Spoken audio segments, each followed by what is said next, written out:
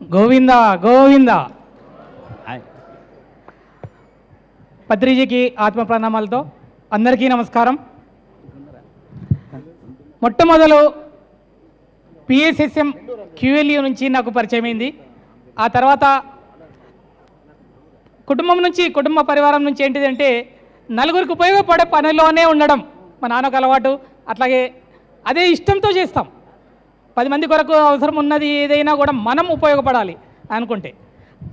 అట్లాగే అర్హత ఉంటేనే మనం సాధిస్తామని ఇందాక బాలకృష్ణ గారు కూడా అన్నది. అట్లానే దేని కొరకైతే నలుగురు కొరకు పని చేయాలని అనుకుంటూ ఉన్నామో ఆ క్యూఎల్యూ తర్వాత జీవితం మార్పు. అందరి లోపల ప్రపంచంలో కష్టాలు నాకంటే ఎక్కువ ఎవరికి లేవని అనుకునేవాడిని. అటువంటిది ధ్యాన పరిచయం ఎప్పుడైతే వచ్చిందో, పిఎస్ఎస్ఎంలోకి ఎప్పుడైతే రావడమైందో ఆనందమే వేరే.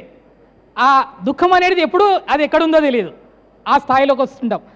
కానీ మనం పొందింది ఏదైతుందో మరి మన తోటి వారు అందరికీ కూడా అది అందించాలి అనే లక్ష్యంలో పిఎస్ఎస్ఎంలో పూర్తి సమయము ఎక్కువ సమయం కేటాయిస్తూ పనిచేస్తుంటే ఆ క్రమంలోనే ఈ పిఎంసి ఏదైతుందో ప్రతి ఒక్కరికి చేరడానికి ఇది సదవకాశం మనకు.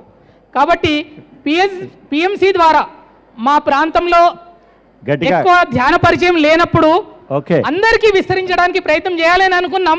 అందుకొరకే మొన్న సినిమా కూడా ఈ పత్రిజీ యొక్క బ్రహ్మర్షి పత్రిజీ సినిమా మాధ్యమంగా చాలా మందికి ఒక 70% కొత్త వారికి పరిచయం అయింది.